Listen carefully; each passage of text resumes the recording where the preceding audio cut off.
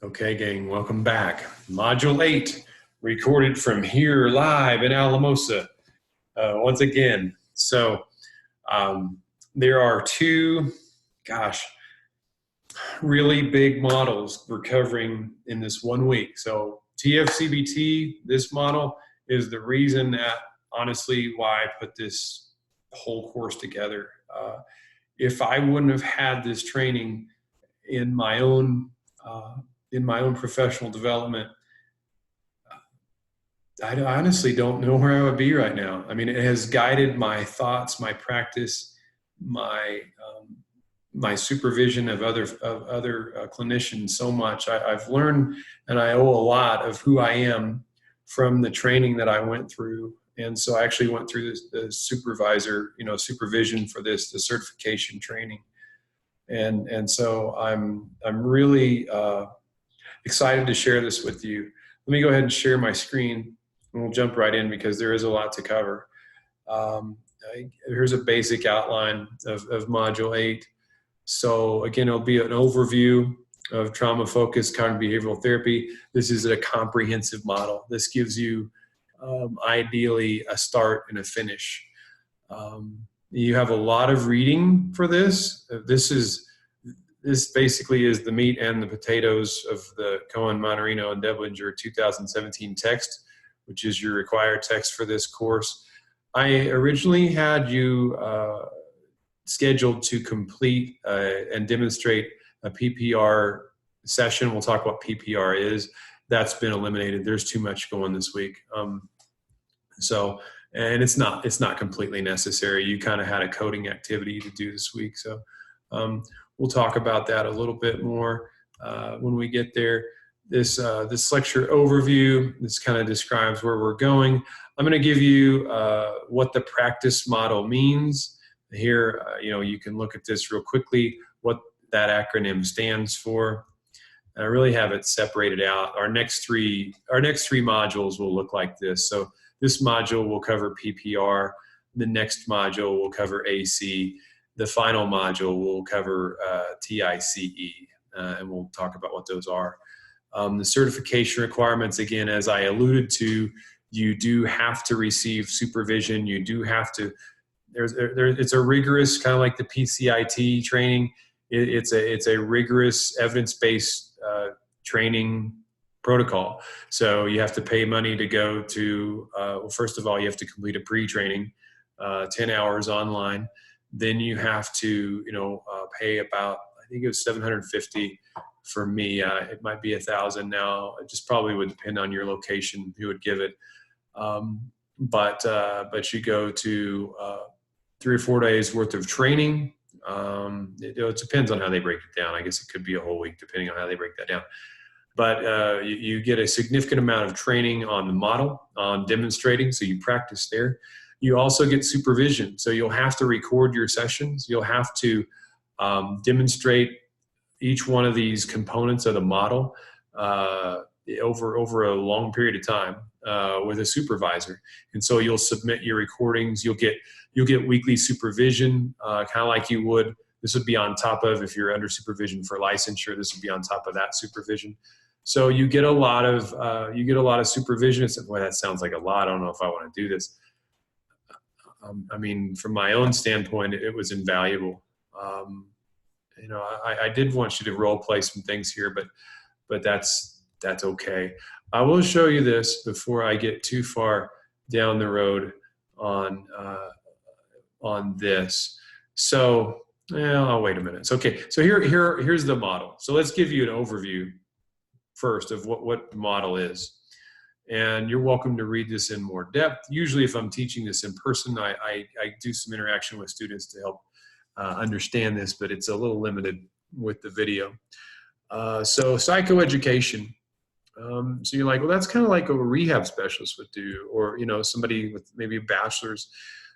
But it's important in the beginning because it helps to normalize the child's and the parents' responses to the traumatic event. So first of all, I remember last week I had you work on diagnosis. The authors of TFCBT absolutely require, if you're going to do all these components of practice, specifically psychoeducation, trauma narrative, in vivo desensitization, conjoint sessions, enhancing future safety, that they absolutely require that the child have a diagnosis of PTSD. Otherwise, there are certain aspects of this model that are absolutely not called for. In other words, you shouldn't do these. So you need to make sure, that's part of the reason I had us focus on diagnosis. It is required to do all components of this model.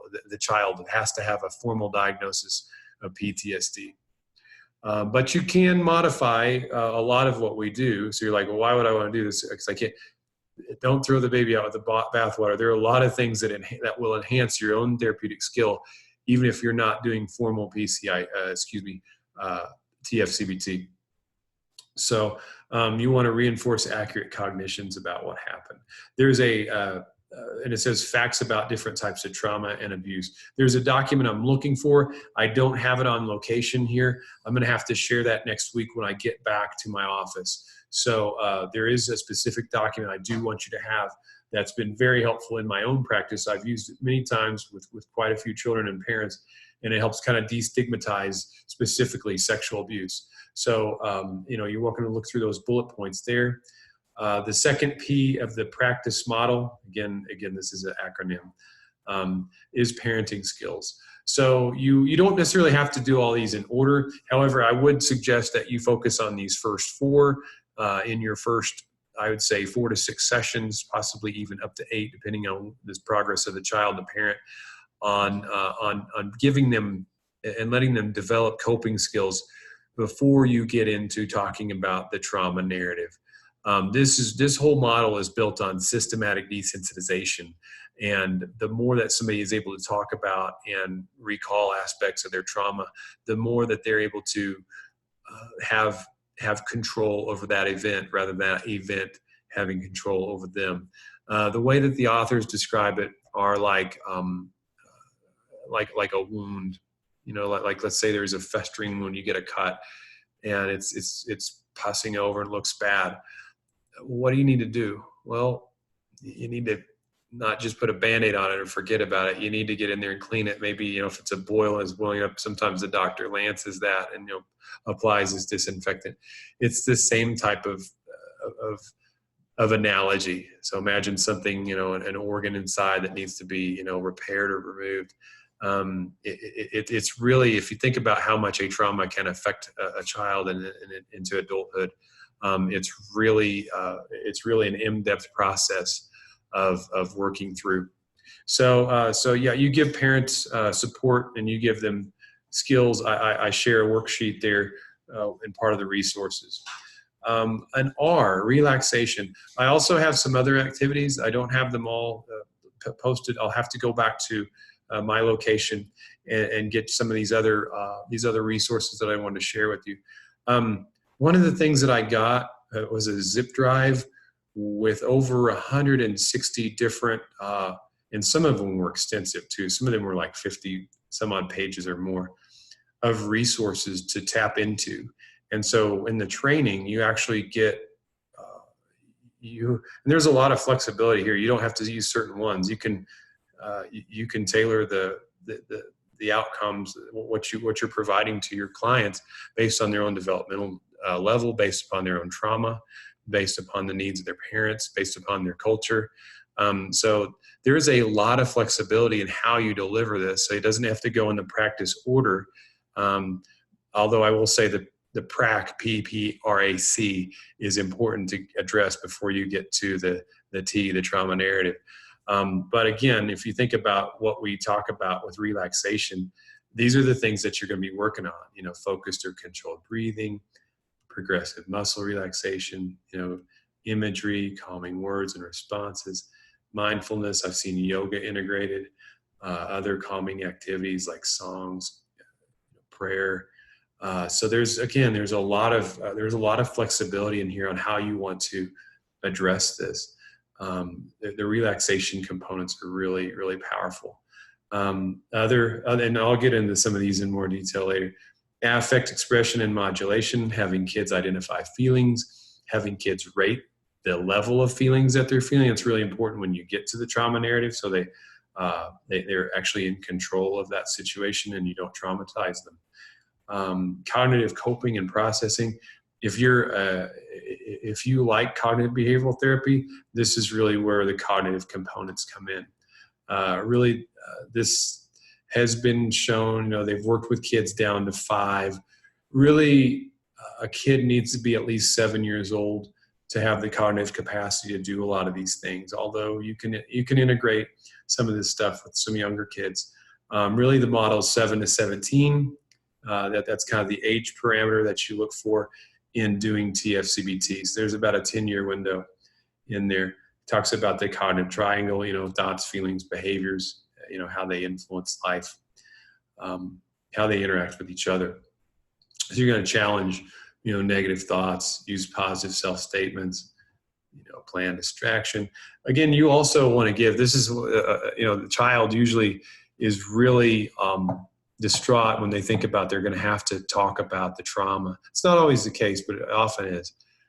And so part of this is allowing them and to develop skills to be able to thought stop and be able to control, those intrusive thoughts and images and sensations that can overpower somebody in life, and take control, not have the event control them. The crux of the therapy, the hardest part, is the trauma narrative. And so we'll talk about that in some detail. The I is in vivo exposure. This is, again, a very overt reference to systematic desensitization. I had a child I treated not too well. It's been a few years now, but her trauma occurred in a washroom with one of her mom's boyfriend. But we worked on gradually. She couldn't approach that laundry room. It was inducing somatic reactions. Her heart was racing. She had panic. And so we gradually over time worked on her own thoughts and her own control over that situation, being able to systematically get closer to that room and eventually work through those feelings. But again, it was a process. It wasn't just think behavioral shaping a little bit, systematic desensitization. Conjoint child-parent session. So even though this is a C at the end, these should really start at the beginning. I really firmly believe that you need to have a together session to begin with. And also, the parent a lot of times will have difficulty dealing with the trauma. It's also appropriate to refer the parent out for their own therapist while you're working through this. And then E is enhancing future safety. So, as we talked about with ACEs, if you have one, you have a 50% greater likelihood of having another ACE. Although these aren't all ACEs, that can cause, PTSD. It's the same kind of concept. Kids do become re-victimized a lot of times. So it's enhancing future safety. That's the model. It gives you a roadmap from which to operate. It gives you an idea of what to do in session. It gives you, like I said, if you go to the training, they give you tools. There are a few in the auxiliary folder, and this is where I will share the others. So I have just a few for you to look at. And I do have the discussion that you'll want to jump into. And so I'm modifying that because I was going to have you reflect on the activity, but since you're not doing the activity, we'll take a look at that a little differently. So good luck. Again, I know that was a really quick run through. I hope that's helped. Please, as always, reach out to me. Good luck in intensives, or if you've already been through, get a breather. I hope that your summer is progressing well. I look forward to reading what you have. See you.